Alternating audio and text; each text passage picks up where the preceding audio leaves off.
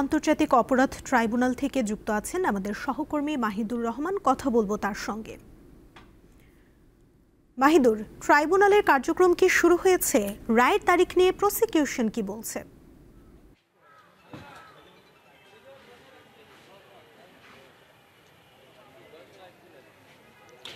সুমনা, আন্তর্জাতিক অপরাধ ট্রাইব্যুনালে কিন্তু বেশ থমথমে অবস্থা বিরাজ করছে।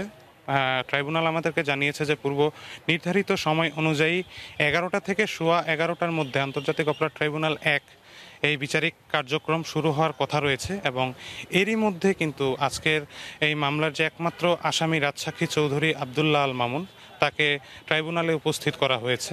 সকাল থেকে আমরা ট্রাইব্যুনালে অবস্থান করছি এবং ট্রাইব্যুনালে আজ বেশ নিরাপত্তার মধ্যে দিয়েই কিন্তু সবাইকে তল্লাশি করে ট্রাইব্যুনালের ভেতরে প্রবেশ করানো হচ্ছে। আমি যদি আপনাকে ট্রাইব্যুনালের এই মুহূর্তের অবস্থান দেখাতে চাই, যে শুধুমাত্র গণমাধ্যম কর্মী এবং দায়িত্বরত পুলিশ ছাড়া কিন্তু কাউকে সেভাবে ট্রাইব্যুনালের ভেতরে প্রবেশ করতে দেয়া হচ্ছে না। আমি যদি একটু আপনাকে জানিয়ে রাখি যে এই মামলায় শেখ হাসিনার বিরুদ্ধে 2024 সালের জুলাই মাসের ছাত্র জনতার আন্দোলনের সময় হত্যাসহ বিভিন্ন মানবতাবিরোধী অপরাধের যে 5টি অভিযোগ আনা হয়েছে, প্রসিকিউশনের তদন্তে জুলাই আগস্ট গণ অভ্যুত্থানে দেশজুড়ে সংগঠিত হত্যাকাণ্ড, লাশ পুড়িয়ে ফেলা সহ সব মানবতাবিরোধী অপরাধের প্রধান মাস্টার মাইন্ড হিসেবে কিন্তু শেখ হাসিনার নাম উঠে আসে। এর দীর্ঘ তদন্তের পর 12 মে দাখিল করা হয় তদন্ত প্রতিবেদন। এই মামলায় দালিলিক হিসেবে প্রায় 90টি তথ্যচিত্র ও 35টি বস্তুগত প্রমাণ জমা দেওয়া হয় প্রসিকিউশনের পক্ষ থেকে। এর মধ্যে তৎকালীন সরকারের সিদ্ধান্ত, বিভিন্ন গুলির নির্দেশনা, অডিও ভিডিও সহ জব্দ করা বিভিন্ন নথিপত্রও কিন্তু রয়েছে। আমি যদি এই মামলার সাক্ষীদের কথা বলি, যে শেখ হাসিনা, কামাল ও মামুনের বিরুদ্ধে সাক্ষ্য গ্রহণ শুরু হয় কিন্তু গত 3 আগস্ট। এই মামলায় জুলাই আন্দোলনে শহীদ পরিবার, আহত ব্যক্তি, চিকিৎসক সহ 54 জন সাক্ষ্য দিয়েছেন। তাদের সাক্ষ্যে কিন্তু উঠে আসে জুলাই গণহত্যার নৃশংসতা, আওয়ামী লীগের আমলের গুম খুন সহ নির্যাতনের নানা বিষয়। প্রথম সাক্ষী হিসেবে ট্রাইব্যুনালে 2024 সালের জুলাই আগস্টের বীভৎসতার চিত্র তুলে ধরেন খোকন চন্দ্র বর্মন নামের একজন জুলাই যোদ্ধা। গত বছরের 5 আগস্ট যিনি পুলিশের ছোড়া গুলিতে তার পুরো চেহারা বিকৃত হয়ে যায়। এরপর গত 8 অক্টোবর এই মামলার মূল তদন্ত কর্মকর্তা মোহাম্মদ আলমগীরের জেরার মাধ্যমে শেষ হয় মামলার সাক্ষ্য গ্রহণের ধাপ।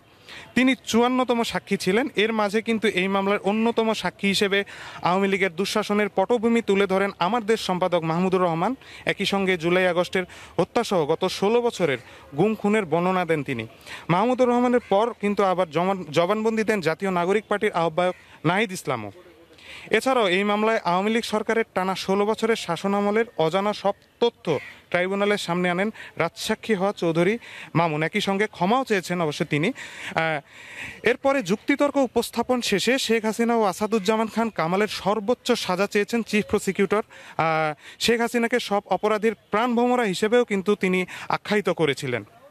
তবে হাসিনা কামালের সর্বোচ্চ সাজা চাইলেও রাজসাক্ষী হয়ে সাক্ষ্য দেওয়া মামুনের যে শাস্তির বিষয়টি আদালতের ওপরই ছেড়ে দেন প্রসিকিউটর। চিফ প্রসিকিউটর কিন্তু জানিয়েছিলেন যে শেখ হাসিনা বা তার দলের শাসন ক্ষমতা দীর্ঘায়িত করতেই সব অপরাধ সংগঠিত হয়েছিল। প্রসিকিউশনের যুক্তিতর্কে কিন্তু অ্যাটর্নি জেনারেল যখন তার কথা তুলে ধরেন মোহাম্মদ আসাদুজ্জামান, তিনি কিন্তু ট্রাইব্যুনালকে জানিয়েছেন যে গণহত্যা চালিয়ে শেখ হাসিনার পলায়নের ঘটনা প্রবাহ থেকে তার অপরাধ প্রমাণিত হয়। আওয়ামী লীগ সরকারের পৃষ্ঠপোষকতায় গণহত্যা হয়েছে বলেও তিনি কিন্তু মন্তব্য করেন। তবে পতিত সরকারের লোকজন চলমান বিচার কার্যক্রম ব্যাহত করতে সর্বোচ্চ চেষ্টা করছে, এমনটি তিনি জানিয়েছিলেন। শেখ হাসিনার আসামিদের বিচার না হলে জুলাই শহীদদের, আহতদের ওপর অবিচার করা হবে বলে তিনি জানিয়েছেন। তবে আজকে কিন্তু এই মামলার রায়ের তারিখ ঘোষণা করা হবে। সামাজিক মাধ্যমে কিন্তু অনেকেই একটা রিউমার ছড়াচ্ছিলেন যে আজকে এই মামলার রায় ঘোষণা করা হবে। আসলে এই মামলার যে রায়, সেই রায়ের তারিখ কিন্তু আজকে নির্ধারণ করা হবে। তো আদালত বসার পরে কোর্ট থেকে যে নির্দেশনা আসবে, সেই নির্দেশনা কী আসে আমি আপনার মাধ্যমে জানিয়ে দেওয়ার চেষ্টা করব। সুমনা, ধন্যবাদ মাহিদুর।